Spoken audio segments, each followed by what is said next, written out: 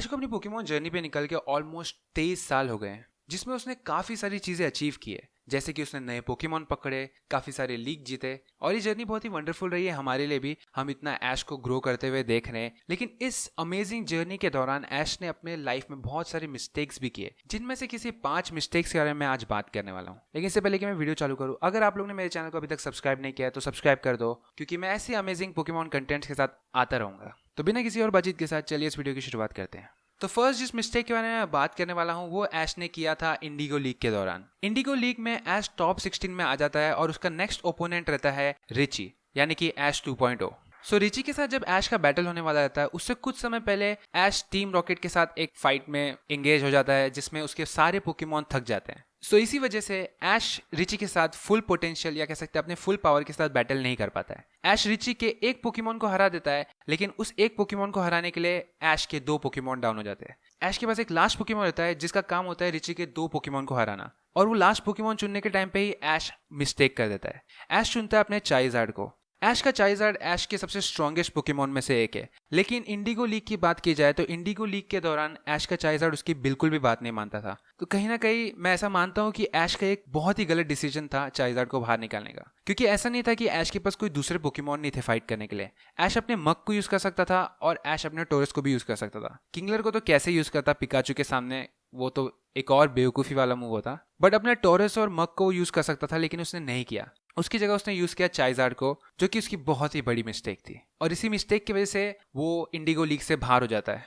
Next जिस mistake के बारे में मैं बात करने वाला हूँ वो है कि ऐश अपने मोस्टली जो भी उसके सबसे स्ट्रॉन्गेस्ट पोकेमॉन होते हैं उन्हें छोड़ देता है। देखो, मुझे पता है कि ऐश बहुत ही नाइस गाय है, बहुत ही अच्छा बंदा है, और उसे अपने पोकेमॉन की बहुत कदर है और उसे उसके आसपास रहने वाले लोगों की भी बहुत कदर है, लेकिन स्टिल ये एक ऐसी चीज है जिसमें मैं चाहता हूँ कि ऐश को थोड़ा सेल्फिश होना चाहिए था। ऐश का क्रेंजा अगर ऐश के पास पोकेमॉन जर्नी में होगा तो उसके लिए पोकेमॉन जर्नी जो है वो बहुत ही आसान हो जाएगी। और ये सिर्फ ग्रेनिंजा की बात नहीं है, ऐश ने अपने बहुत सारे स्ट्रॉन्ग पोकेमॉन को छोड़ा है, जैसे कि उसका प्राइमेप हो गया, उसका गुड्रा हो गया और उसका पिजोट। पिजोट तो बेचारा ऐश की राह देखते देखते रह गया और ऐश उसे लेने कभी नहीं आया। सो आई थिंक ये बहुत बड़ी मिस्टेक है ऐश की कि वो जो भी उसके मोस्टली स्ट्रॉन्ग पोकेमॉन रहते हैं उनको छोड़ देता है।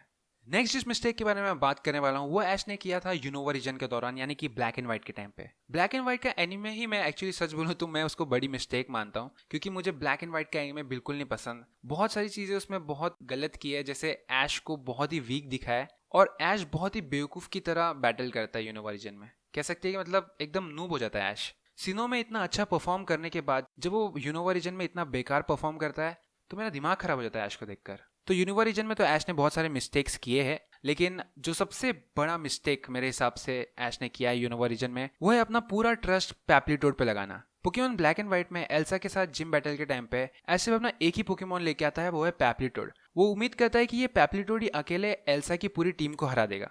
कैसे? पैप्लीटोड ऐसा नहीं कहूंगा कि ऐश के वर्स्ट पोकेमॉन में से एक है, पर इतना भी अच्छा नहीं है कि वो 3 पोकेमॉन को हरा देगा। इस बैटल के दौरान ऐश सिर्फ अपने पैप्लीटोड को लेकर जाता है और वो बुरी तरीके से मार खाता है। और एल्सा का जिम तो पोकेमॉन ब्लैक एंड व्हाइट के गेम्स में भी बहुत डिफिकल्ट रहता है, क्योंकि उसका जो इमोल्गा रहता है उसको हराना बहुत ही ज्यादा मुश्किल रहता है। तो क्या सोच के ऐश अपना सिर्फ पैप्लीटोड लेके गया था, मैं नहीं समझ सकता।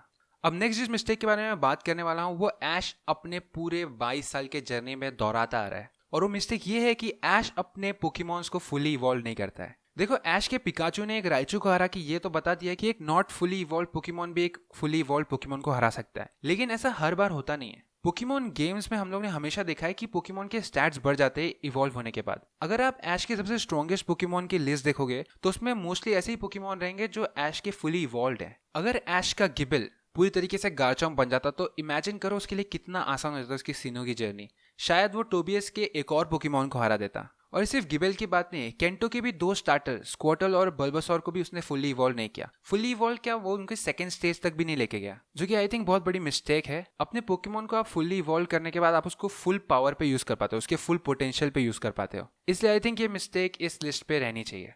अब लास्ट जिस मिस्टेक के बारे में बात करने वाला हूँ वो कह सकते हैं कि ऐश ने अपनी जर्नी स्टार्ट करने से पहले ही कर दी, और वो मिस्टेक है कि वो लेट उठा। पोकेमॉन के first episode I choose you में हमें ये देखने को मिला कि ऐश जो रहता है वो अपने स्टार्टर पोकेमॉन के लिए बहुत एक्साइटेड रहता है, तो उसकी वजह से रात भर सो नहीं पाता है और उसकी वजह से उसे सुबह उठने में काफी ज्यादा लेट हो जाता है, जिस वजह से जो स्टार्टर पोकेमॉन वो चुनने का सोच रहा होता है वो उसे नहीं मिलता है, और उसके बाद ऐश को पिकाचू से काम चलाना पड़ता है। देखो, मैं ऐसा नहीं कह रहा कि पिकाचू एक खराब पोकेमॉन है, पिकाचू एक बहुत ही स्ट्रॉन्ग पोकेमॉन है जिसने ऐश को बहुत ही ज्यादा विक्ट्री दिलाया है। लेकिन इमेजिन करो ऐश की लाइफ क्या होती पिकाचू के बिना। अगर ऐश के पास पिकाचू नहीं होता तो उसके पीछे टीम रॉकेट नहीं पड़ते और ऐश चार्मेंडर को अपना स्टार्टर चुन के उसे ट्रेन करता और शायद क्या पता ऐश रेड की तरह ट्रेनर बनता जो सारे पोकेमॉन कैच करने में बिलीव रखता हो। तो ऐश की जर्नी काफी ज्यादा डिफरेंट हो सकती थी अगर ऐश जल्दी या टाइम पे उठता तो।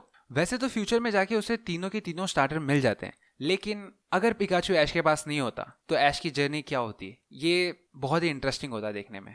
So that was it guys. उम्मीद करता हूँ कि आप लोग को आज का वीडियो पसंद आया होगा। तो यही थे 5 वो गलतियां जो ऐश ने अपनी जर्नी में किए हैं। और भी बहुत सारी गलतियां की हैं ऐश ने, और क्या पता अगर इस वीडियो को काफी अच्छा रिस्पॉन्स आया तो मैं इसका सेकेंड पार्ट भी बनाऊंगा। बट अगर आप लोग को ये वीडियो पसंद आया तो इस वीडियो को लाइक कर देना और मेरे चैनल को सब्सक्राइब कर देना। मैं मिलता रहूंगा आपको ऐसी पोकेमॉन कंटेंट्स के साथ। तो तब तक के लिए गुड बाय।